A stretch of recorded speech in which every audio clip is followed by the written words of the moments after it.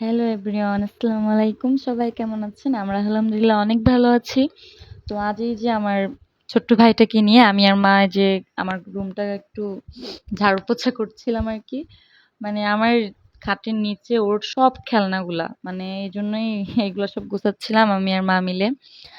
এই যে পিচ্চিটাকে নিয়ে এই রুমে বসেছিলাম আর মা ওই রুমে কাজ করছিল। তো এই রুমে দেখেন বসে, বসে কিভাবে সে কার্টুন দেখছিল। ওর জন্য সবাই দোয়া করবেন আর মাশাআল্লাহ বলবেন অবশ্যই। তো একটু পর, পর এসে দেখে যাচ্ছিলাম মা কতদূর কিভাবে কাজ করলো।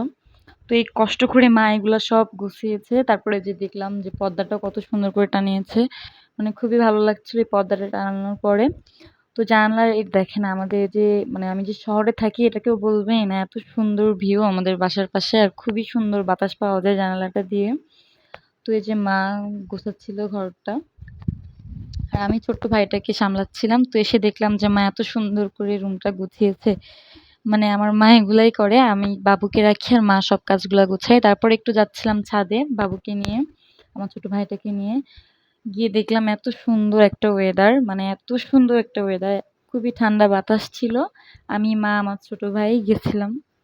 গিয়ে কিছু সময় কাটালাম। মানে আমরা বেশিরভাগ একটু মনটা খারাপ হলে ছাদে যাই আরকি।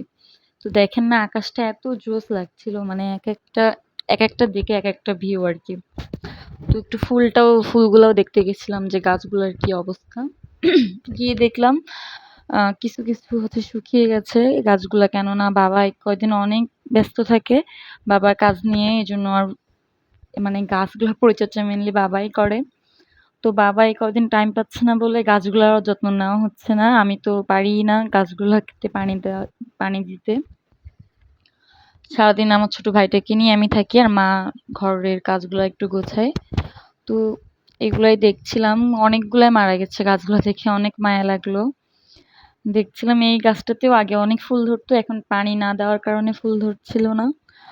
তো এই যে লাল ফুলগুলো আমার খুবই ভালো লাগে, ফুলটার নাম কেন যেন আমার মনেই থাকে না, আপনারা কেউ জানলে কমেন্টে অবশ্যই জানাবেন।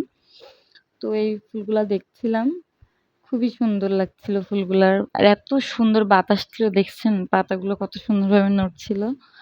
তো এই যে পেয়ারা গাছগুলো শুকিয়ে গেছে, খুবই মায়া লাগছিল গাছগুলোর জন্য। তারপরে একটু বাইরে এসে ছাদে খেলা করছিলাম আমার ছোট ভাইটাকে নিয়ে। দেখেন বলটা নিয়ে টুকটুক করে হাঁটছিল। এই যে আকাশটার ভিউ, আমি বারবারই আকাশটাই দেখছিলাম যে কতটা আল্লাহর নিয়ামত। তো এই যে দেখেন পিচ্চির সাথে কিছু সময় হাঁটাহাঁটি করলাম, খেলা করলাম।